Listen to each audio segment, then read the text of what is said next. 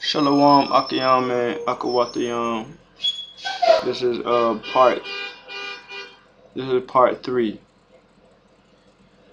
So we understand that we have to flee Babylon, Zechariah 2:4-7.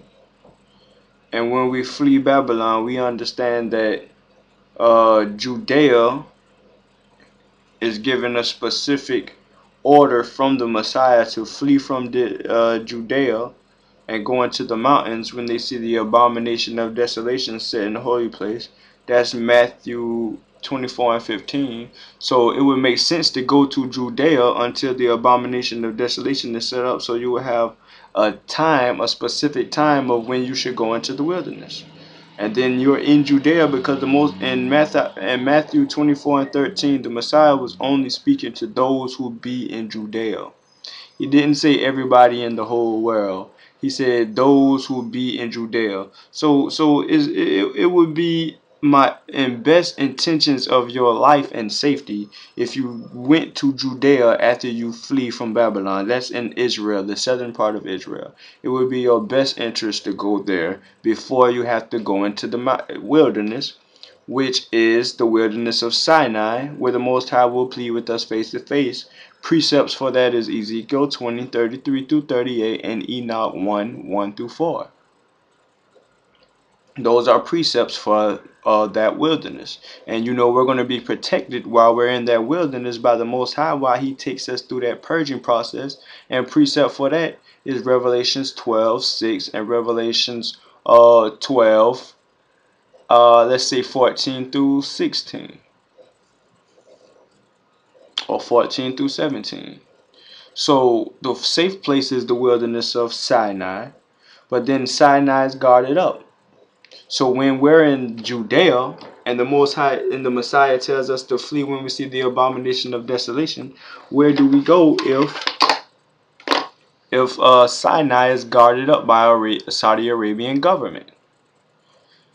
The best option would be to go to a place that's around Sinai, that's not guarded up, but still in that wilderness or in the mountains. And if you have Google Earth like I have, I'm about to look at it right now, you're not going to be able to see it because I can't figure out how to show my screen with this webcam. So I'm going to look at Google Earth right now, and I'm going to look at Sinai. I'm looking at Mount Sinai in that wilderness.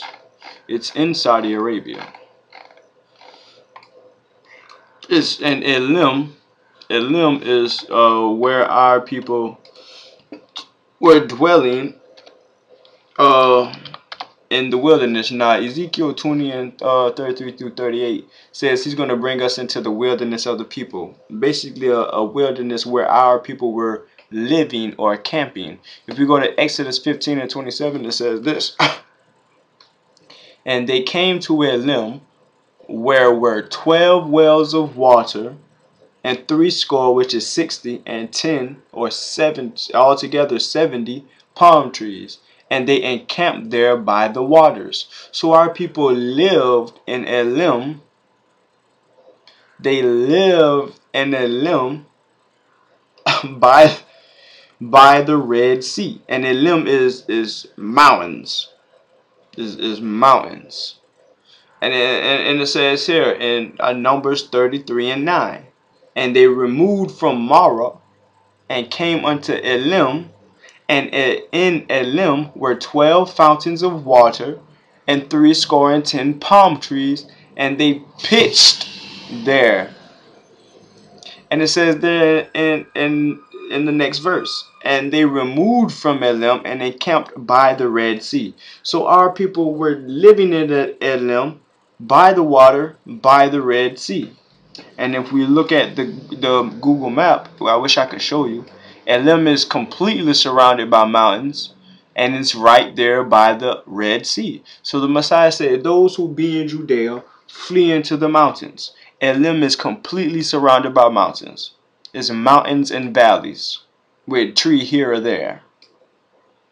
It's completely surrounded by mountains. So this is the mountains the Messiah was talking about. So when we flee into this mountain, these mountains, we're going to be basically we're going to be 28 miles away from Mount Sinai. While the government has Mount Sinai guarded up right now, Saudi Arabian government has Mount Sinai guarded up so that nobody can come and do excavations like they were doing, which is the reason they guarded it up in the first place. Because people were going back and forth from Mount Sinai looking for evidence that the Bible is real, and they were finding evidence. So Saudi Arabia, guarded up Mount Sinai because they basically got tired of people going to their backyard and trying to find stuff.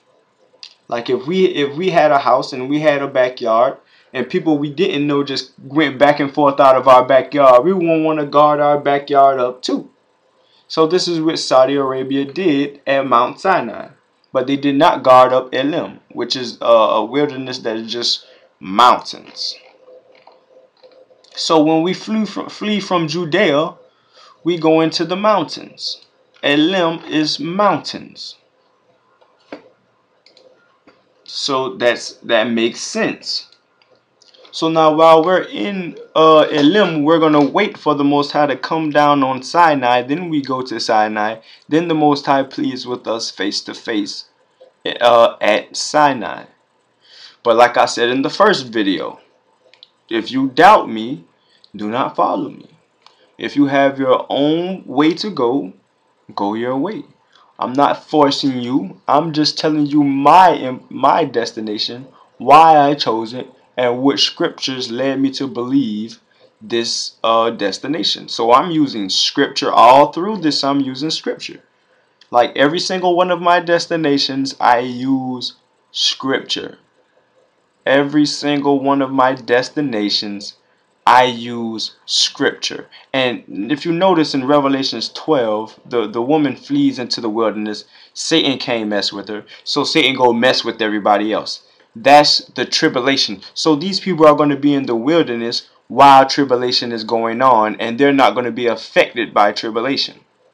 They're not going to be affected by tribulation. But everybody who's not in this wilderness can be affected by the tribulation. See, now people are saying the Messiah is going to come and get us. The Messiah comes at the last trumpet. Revelations 12 is not the last trumpet. Revelations 12 is not the last trumpet. So people are going to be in this wilderness before the last trumpet. Who knows? Maybe from this video. But people are going to be in the wilderness before the last trumpet. Before the Messiah comes, people are going to be in the wilderness. Well, then they be like, oh, how is the, people talking about the Messiah going to gather us? He's going to gather us, but there's two different gatherings. The Most High say he will gather us in Ezekiel 20. The Messiah is going to come back through the sky and send his angels to gather us after the tribulation is over. He's going to end the tribulation. He's going to end the tribulation. Let's go to Zechariah 2. Because if you notice, the people who are really trying to go into the wilderness are Judah. Judah seems like this the only tribe that's trying to get out of the wilderness. Not Zechariah 2. Let's go to Zechariah 12. Zechariah 12 and 7. It says this. The Lord also shall save the tents of Judah first. The Lord also shall save the tents of Judah first. There's two gatherings. The first gathering is of the tents of Judah.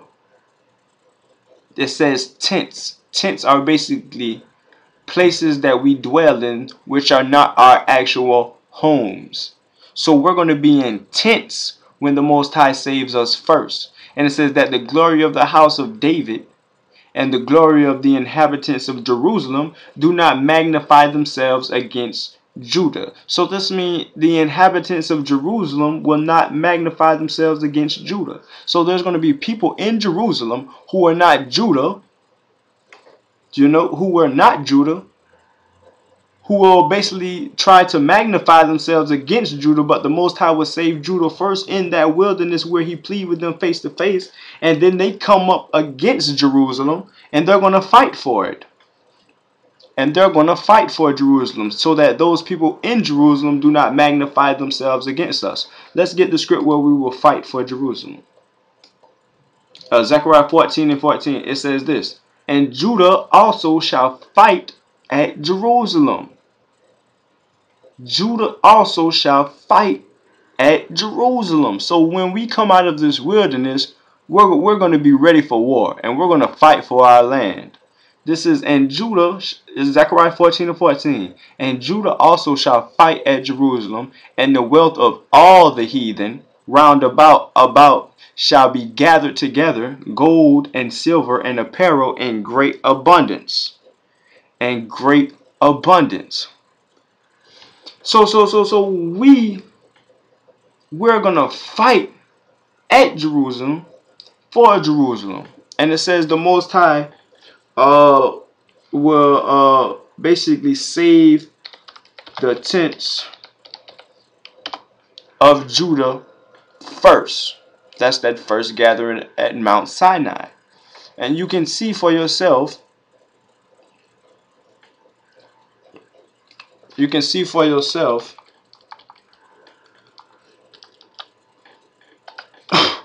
that the tents of Judah will be gathered first. I'm looking for another scripture. Look at Isaiah 19:17. It says this. It says, and the land of Judah shall be a terror unto Egypt. Everyone that maketh mention thereof shall be afraid in himself, because of the counsel of the Lord of hosts, which he has determined against it. So when we come and fight for Jerusalem and take it, everybody's going to be scared of us. Everybody's going to be scared of us because the Most High is in our camp.